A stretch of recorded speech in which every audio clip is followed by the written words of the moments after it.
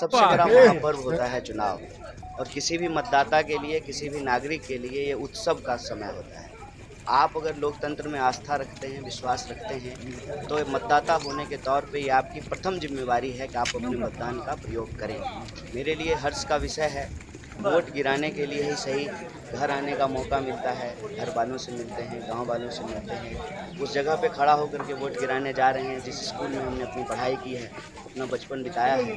तो हमारे लिए इस भूमि का एक नॉस्टैल्जिक वैल्यू भी है, एक इमोशनल वैल्यू भी है और एक पॉलिटिकल इम्पोर्टेंस भी है। पॉलिटिकल इम्पोर्टेंस इसलिए है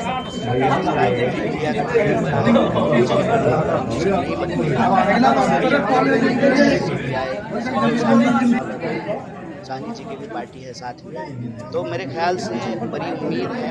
जो बदलाव हम लोग 19 में करना चाहते थे, उस बदलाव से हम लोग मुझे भरोसा है कि बेगूसराय के जो सुधी मतदाता हैं इस बार वो बदलाव करेंगे। ये मूड जो है उनका दिख रहा है, ये मन उनका दिख रहा है और सिर्फ बेगूसराय से नहीं, बिहार में और पूरे देश में इंडिया गठबंधन की एक लहर है।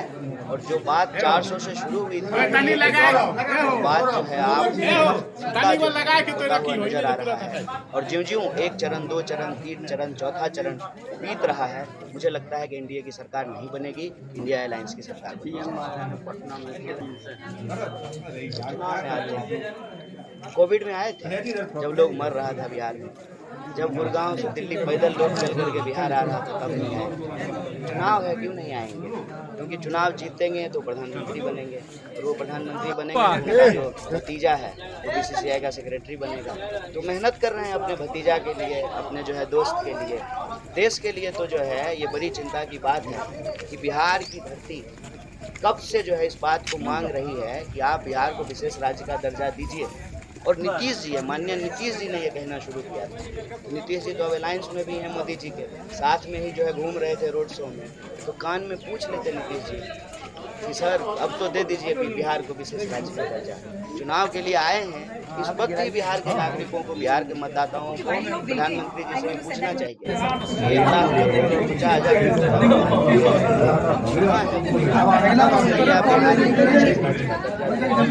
यहाँ के नौजवानों की जो तकलीफ है, जो किसानों की तकलीफ है, जो गरीब बुजुर्ग लोग हैं, जो खेती करने वाले हैं, दुकानदारी करते हैं, किसी तरह से अपने जीवन का गुजर बसर करते हैं, उनकी आवाज़ क्यों नहीं सुनते?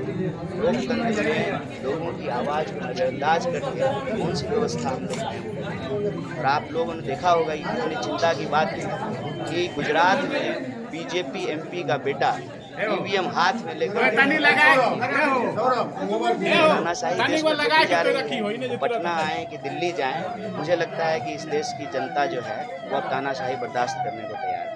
कितना मिस कर रहे हैं यहाँ से उम्मीदवार नहीं हुए, इसको लेकर? नहीं, उम्मीदवार हुए कोई बात नहीं है, कहीं से भी उम्मीदवार हो, देश का चुनाव है, कोई वार्ड पार्षद का चुनाव तो है नहीं, मुखिया का चुनाव है नहीं, लोकसभा का चुनाव है, 543 सीट पर चुनाव हो रहा है और इंडिया गठबंधन 543 सीट पर चुनाव लड़ रही है।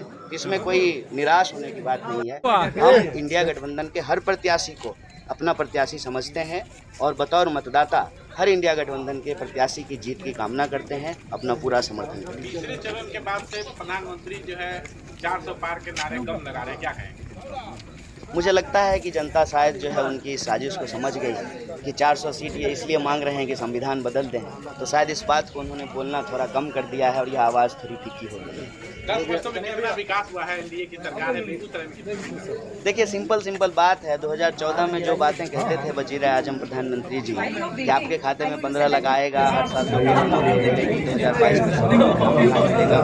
चलेगी, ये सिर्फ पोस्टरों पर है। बुलेट ट्रेन देश में चला नहीं, जिनको जो है 15 लाख रुपया उनके खाते में आया नहीं है, 10 साल में जो है 20 करोड़ नौकरी पैदा नहीं हुई है। तो जो मुद्दे हैं वो जस के तस हैं। सरकार ने खूब भाषण दिया है, खूब प्रचार किया है, खूब पोस्टर लगाए हैं, लेकिन ज़मीन पे अगर काम को देखें तो काम गायब है। लोगों की समस्या जस की तस पर। अडानी को टारगेट कर रहे हैं, क्या कहें? पता नहीं, मुझे तो बड़ा अजीब लगा। मेरा उस पर सिंपल एक बात है कि अगर मोदी जी को पता है, नंबर तो पता कैसे, अगर पता है तो फिर वो टेम्पो पकड़ क्यों नहीं रहे हैं? चलिए टेम्पो अगर नहीं पकड़ पा रहे हैं तो ईडी और सीबीआई वहाँ क्यों नहीं जा रहा है? प्रधानमंत्री जी कभी कभी भूल जाते हैं कि वो प्रधानमंत्री हैं और विपक्ष की तरह बात करने लगते हैं। साहब आप ही देश चला रहे हैं, ईडी सीबीआई आप ही के पास है, इनकम टैक्स आप ही के पास है। तो जो ये आरोप लगा रहे हैं आप, आरोप लगाने की क्या बात है? गृह मंत्री भी तो अमित शाह जी ही हैं।